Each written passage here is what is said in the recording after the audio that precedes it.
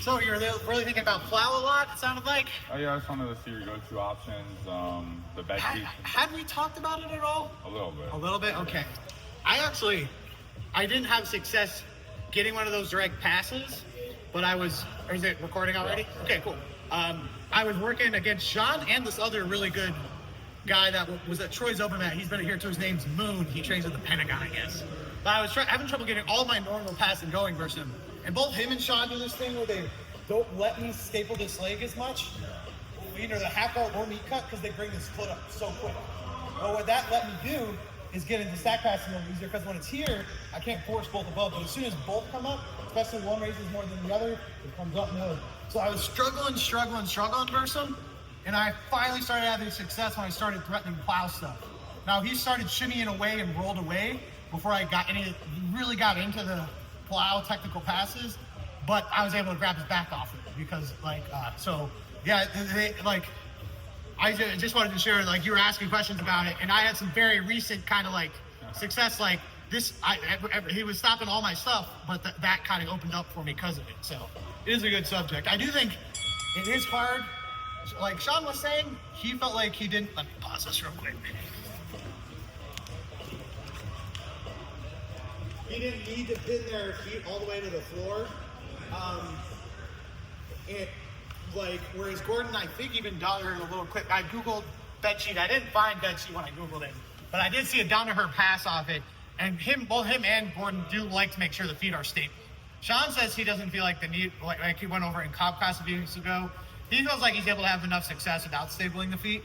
And with all the older guys in here, some of their feet might not get stapled, right? So it's like, but yeah, I'm sorry, what were you gonna say? The bed sheets, I was just gonna show you what I meant. You probably have a different name for it. It's this. You're like sit it up, sleeve it up. Yep. That's how I bring you to supine. Oh, okay, just grab both ankles and do supine? Okay, gotcha. I didn't know that's what it was called. Can you do that all? That is a way to get somebody supine. I prefer to kind of I kind of will threaten this and this more, like a V post on their shoulder in it. Like sometimes I'll play with this, but I find it's not like that hard. A lot of really good people do it, so I don't like that is a good method to get someone supine. I just find that they're able to strip both grips at the same time and then just sit right back up sometimes. I guess the better question is, do you like attacking somebody in supine or seated? Probably in general, supine, you just have to be ultra careful about when getting their reverse delta. Better answer, depends on the person. Okay.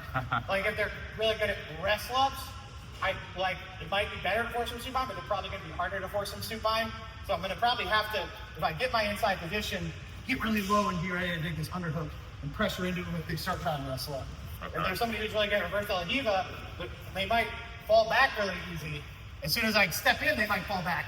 But now I have to be ready for you off balancing, be ready to control this leg as it comes to my hip for tripod sweep, try to push it down, or if this foot starts coming up, push this down.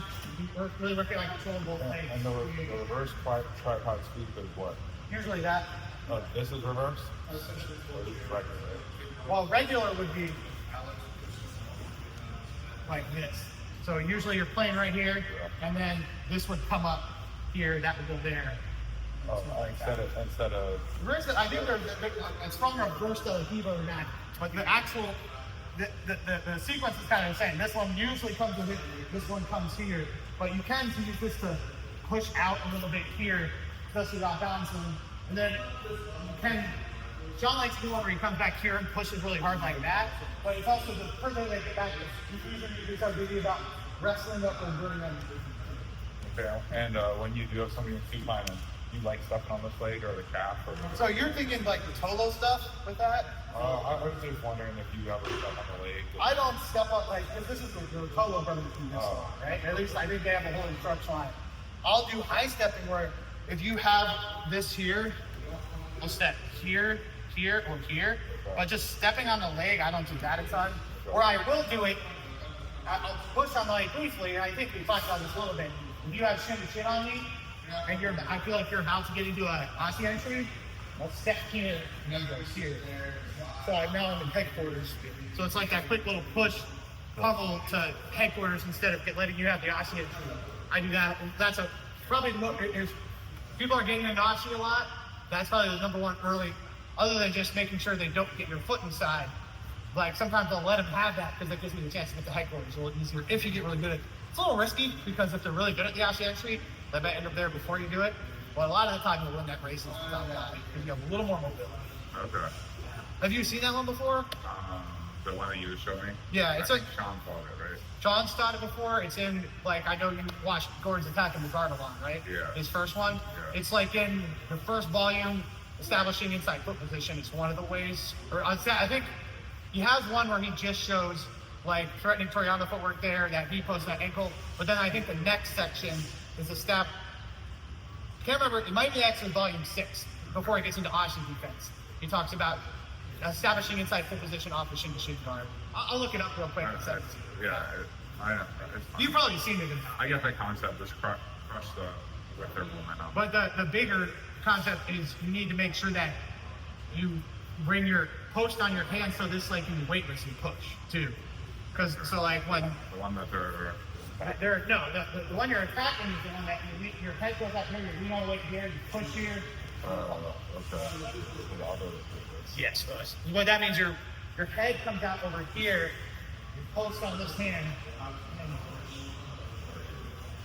I feel like I only remember having to do a shin to chin. It's been so small on it. The feel people. Yeah. It is. I find a lot of the time these days, there is just like, especially if I stay posted right here, there's that T-core entry too. I tend not to play a ton of shin to shin just because I feel like there are vulnerabilities there. If I'm playing seated versus them, a lot of the time I'm thinking of maybe grabbing a supine, reverse Del Eber guard, kind of either drawing them in so I can play half guard. I've actually gotten better at actually playing my reverse Del Eber, or pummel my leg around off a few off balances and then get to my Ashi off balance and pummel the leg around. Because the shin to shin is good in some ways, but it doesn't. I feel like it exposes this underhook, and I post with this hand to try to get the off balance. If they're good, they'll teach more on this hand. It's good. It's something you want to get good at, but at the same time, lately it's just tactically in my brain, I've been finding myself avoiding it a little bit. Okay. Very bad. Yeah, the two questions I sent you really were like, usually when I'm in thought most of the time. When I'm here in half guard, I don't know what the line was, but I think Ron was getting me with it a lot. And Ron Sanchez? Yeah. Gotcha. And I think like, I always get scissor stuck here where like, I don't know what the dilemma is. It's like my knee down and out or something. Something happens where this. Well, if they end up here, they can threaten the scissors. That's what happens. Oh, well, that's more off close guard, and that's probably a little more likely in D because I can really pull you forward with these grips. You got them in Nogi, I don't know what I'm doing. So you're leaning forward like this, right? Okay, yeah. So now I can control your body, keep you there because you're leaning forward. So if they have a close guard, and you're leaning forward, and you don't have, I wouldn't lean forward until I have this inside position. So I think, I'm only leaning forward for a second. If you lean forward a lot like this, or even if they are unlocked and this is here, all you got to do is grab this arm, make sure I can't pose with this arm. This one? Yeah, in my head probably, so I can't pull back. Now scissors, Steve? Yeah, now you're taking away just like we're talking about in class today, the goal is to take away the arm post and the leg post.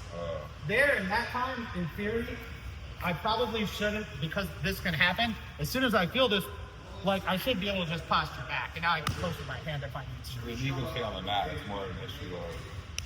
Yeah, I would say, like, upper body. The reason scissor sweep shouldn't work that well in no-gi is the grips that you need to complete them. It's pretty hard to get a grip and scissor sweep at the same time in no-gi that you need to keep their upper body from posting, I would say. Okay, the dilemma is when they pull out, people go for armboards or something like that. In gi or no? No, or anything. I don't know if there's a huge dilemma. So if I'm here and I pull out and you're trying to scissor sweep, it's like the hip bump sweep might be there. Like, so if I'm all the way postured up and you start to build up, or probably over, maybe so you switch hips and go over the other shoulder now. Yeah, now you can probably hip bump sweep me. Oh, okay. But again, But don't get, pretty much you get caught. it's just you weren't quick enough to pull your upper body. And that was the same way with a lot of that half guard stuff we worked at last week. But that's even more like, I get why people get excited when they get that chest to chest, because chest half guard is good. But you can bait people with that and get them in trouble with it. that you probably shouldn't even be hoping for chest to chest when they're still in still in close guard. Like a lot of the time, being chest to chest and close guard is worse for the top person.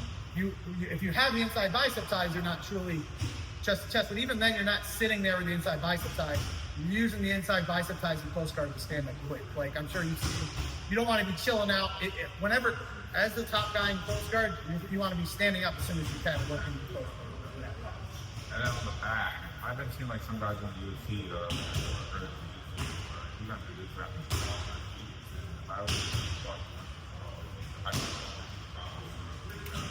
So the big thing is, I just saw a really good guy talk about this. Danaher actually mentioned this in his back attack. Even if you do it, and even if you get caught, if you let go and push on their head, they shouldn't be able to hit in.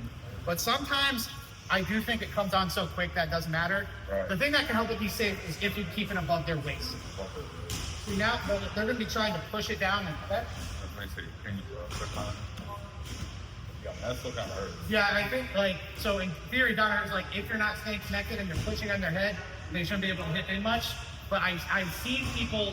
I just watched David Garmo, who's a really good guy out of Detroit. I actually went to the gym, they kicked my butt. He said it's most embarrassing not was getting caught in this. Right. In theory, I've seen Danaher say pushing on the head keeps him from hitting inside. But like, if you don't do that quick and you're here, I'm doing this quick. Fucking Yeah, it might come on quick. So the big cue is do it above their waist. If it goes below their waist, you can try pushing on their head or try to move your feet out. Like not doing it can be a good thing as well, just to help avoid all of that. Okay. I find hasn't been an issue for me in a while getting caught with that too much. People will try to do something similar out of the body triangle too. I tend to try not to stay dedicated to too much either, and like be kind of sitting in posterior mount a lot anyway, because a lot of the time you want to be there to try to trap the arm anyway, right? So like whenever I can, instead of having two hooks in, I want this guy all the way across, right? And if I'm sitting in posterior mount and then that issue, you can try body triangle or something like that with body triangle. So as soon as I feel like I push it back, it's going to be too. I'm just stepping on my own. As soon as I feel it start from here, a lot of the time I'll just almost let them have this and start thinking about my attack to do attack. A lot of the time, You want to have what? I'll almost let them sit on top of those things and just start thinking about getting this here, recovering up here, climbing back. Instead of like a lot of the time, if I'm starting to feel like I'm losing that battle at all badly, or like even close, I'll let them win it, but just get ready for my reset, you know? Because a lot of the time a reset's nice too. I actually probably would prefer it if I was more here, because doing it on the underhook side, you really have to tripod up to do it. On the overhook side, I can really just keep my head up here, slide really high, go here, pick up. And now a lot of the time if we reset, they're in this figure four back-headed arm where you can start funneling for triangles too. Triangles closer to an arm bar, nice and easy, if they sit here. Now a lot of people will push back into you and not give you the chance, but now you're nice and reset with that foot up leg all the way across. Okay. Yeah. That's great. Yeah, I guess it's whatever you have to share from Stacked or Follett and working for you. So the easiest one I always tell people is to reach around, but I did see Danaher and Gordon both showed this one. Like in the little clip I googled off Danaher is after I've done it, I can shin pin right here, and I hold it right here, shin pin right here, and then start reaching across with this, pummel this here. Sorry if this is hard on your back. I know you have a bad back. But I start pummeling here, pummel this in, and crest. I think Sean has a version of that where he should. I think he said Cyborg does it, where I think he does it kind of similar, where he reaches through here and he like hits this pin, and then he just does a big hip switch, like back like this. Oh yeah, that's what I thought on. Yeah. I tend to not do that one. The one I go for the most probably is as soon as I get here, I'm like trying to keep your weight here, reach around. Is there a difference? What's the other one called where like if my feet weren't behind my head, I was like, Where if I'm just starting to circle, if you passing this way, yeah. I think it's still plow. Where you're talking about when I pummel my hands in like that first one. Okay. I don't know if it has to do. Well, because this would be different, right? Because I'd be facing you with my feet first. So Yeah. The other one I saw Gordon do is he reaches through here, pushes. But Okay. with that one, you have to get that shin on bicep pin, I think, to really keep them from framing as you're doing it. Okay. So it's like there's the simplest one in my book is the reach around and push down because it doesn't involve shin pinning anything. That north-south one, you shin pin their leg. The one where you're kind of pushing into them, you're shin pinning their arm. And you're kind of, I still think, I guess Sean likes doing that hip switch one. Out there, people like Max, so you kind of can't shin pin it. Again, I saw him show that. I haven't repped it a ton. And you can start working trying to get the truck too. Like you just slide your leg in, throw the truck up here, and good to go. Again, I might threaten that and play around with it for fun. But a lot of the time, I find that people are reacting so strongly that you might not get their feet to the mat. And it's a lot of the time they turtle away from you, and then you take it back. So even if it doesn't, you don't actually get any of these passes, like start doing it to me. People don't like this when they start going like this. Yeah, just because it's so uncomfortable. I want to get out of it. You like right in the front hip, right? I don't do that quite as much. I know some people do. I like to get my people back in arm and have that feel almost all the work for me, and then think about sliding my right leg up as much as possible. And like get it here. You don't feel this like over like most of the footage. I like to that way you're doing this, so should I stop that? Now I can put that your heel in the pocket of my hip. Push down, shoot it across now. Then just raise up a little bit, take your leg out. Now you have 2 free legs to almost a triangle if I don't press you. So I like you can't really do that I think quite as much if you're sitting with that across. Or if you can have it, you can put this down before you go. But I do find that sometimes people catch that. I like having the ability to pummel it in on my own terms when we're chilling here. Yeah.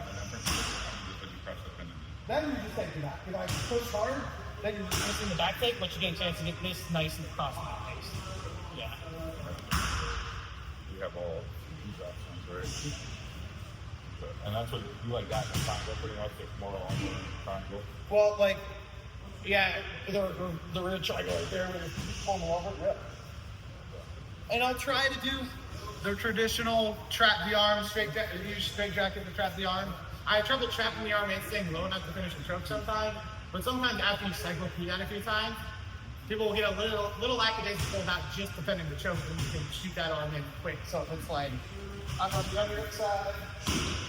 And you only trap them off the other side? In general, there's some evidence to the overhook side, but the overhook side, I already have this arm trapped. So like, I already have this arm trapped. So you're gonna have this arm no matter what. I can't trap this arm. So you're going to be fighting a strangle arm no matter what. So even if I trap this one, I have this free now, but this wasn't going to be my choke arm anyway. I can do stuff like this with it, but a lot of the time, all I'm going to need to do anyway is quickly, a lot of times I'm going to be powering through this choke so you got time as possible. A lot of the time I can quickly take it out, strip, shoot it back, and the head dude go back and choking this, and then take it out and go. Like, there is benefits of having those mysteries or fight this man, but it's not as. Yeah, but I have this thing exactly.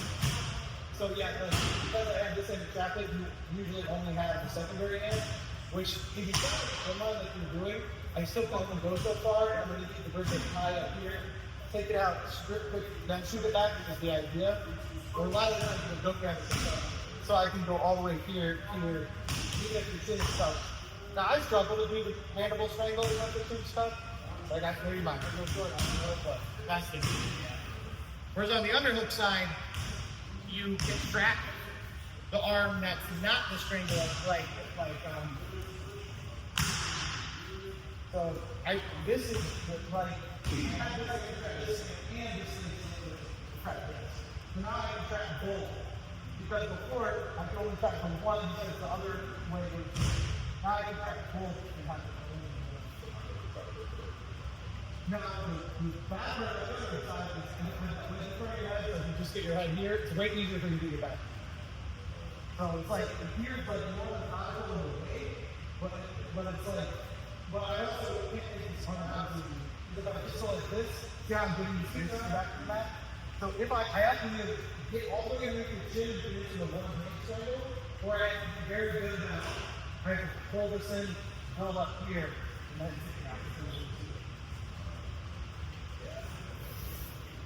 so it's like, I play around with the underhook side more. Sometimes I get a little more successful on the underhook side, it's a little more muscly on the underhook side. Now obviously when the bees involved, you're starting to work bow and arrows, and that kind of makes the underhook side a little bit better because the bow and arrows. Sure. Alright. And you do bow and arrows in FP upper? There, I just really forget how to do it. I kind of see that. You know, look it up and just like it. I was just look back. It might be freaking stupid as fuck down there. Yeah, that might work. I don't know. Like, I think you asked me about that one where they almost used the backhead and arm pressure after when they're still like, on top of them to get the choke. Like, you showed me, I think, you're on it. That's possible, but like, I haven't had any success with it. And that doesn't seem like the backhead. That doesn't seem like the bow and arrow. That seems like but yeah, I mean, bow and arrow for me is like, I'm usually on the underhook side, and the knee, I hit this, I grab the pants, I go here, like this. And now I'm able to bring my leg all the way in, this all the way here, and I'm pulling on your pants here, I have this here, I'm going like this. So I'm not sure how to do that. I'll put you on Okay, that would be really fun. Yeah. Any other big questions here? Not necessarily, just anything, I guess. And then next session, start rolling and start seeing What is your favorite way to pass it? So I think what I'm going to work on is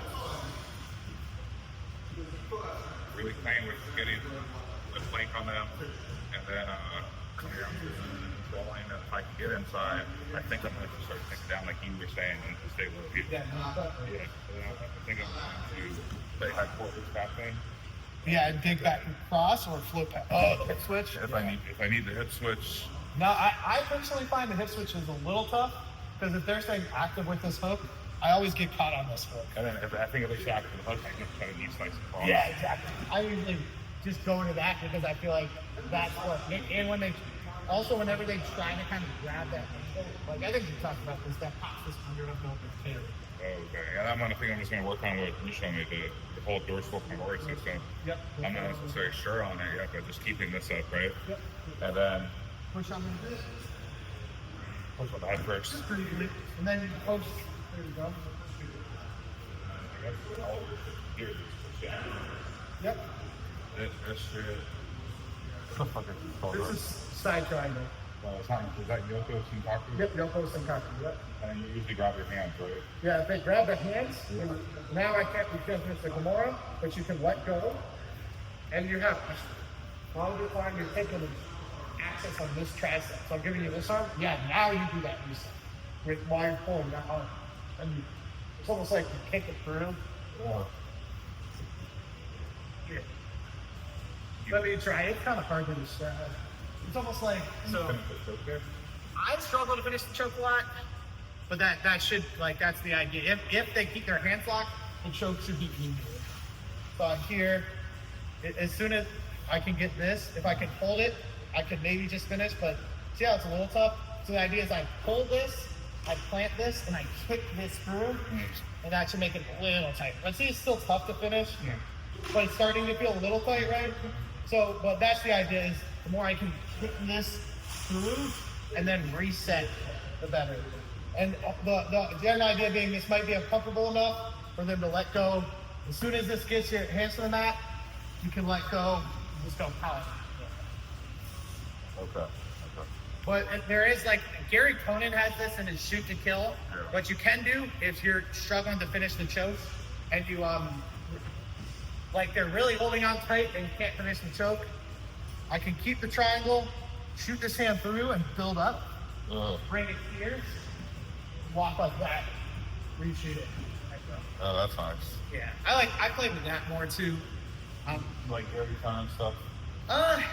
I see his ADD in his teachings a little bit. It's like he has some cool, nifty points that I wouldn't have thought of, but he does, in my mind, bounce around a little bit. So I like some of his stuff. He has stuff that some of the other guys don't cover as much, and some interesting, funky, cool points, but it's not structured like I like it. That's like, I like Gordon's like structure more than anything. Even though sometimes he goes too into detail, he takes too many trees down, or sometimes he might leave out an option and act like this is the only way to handle it.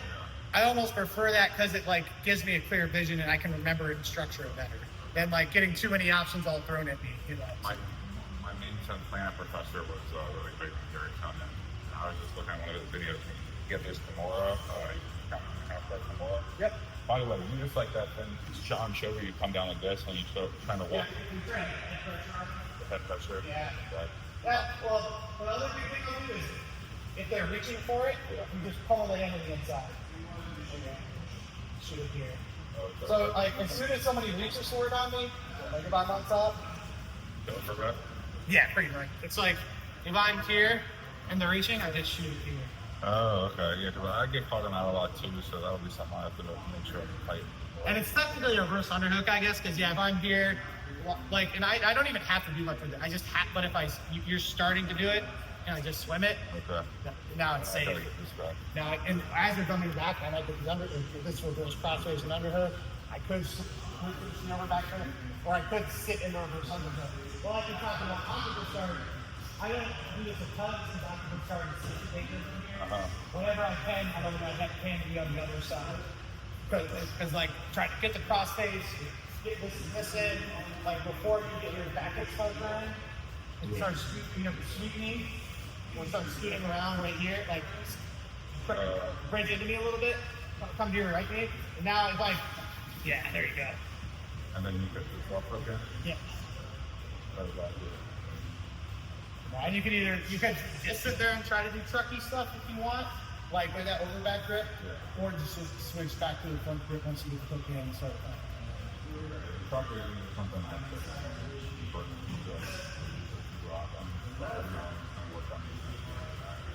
Yeah, I mean, I like it like when I can't remember if I told you this point. Because we've had so many sessions now. I told you lots of random things I can't remember.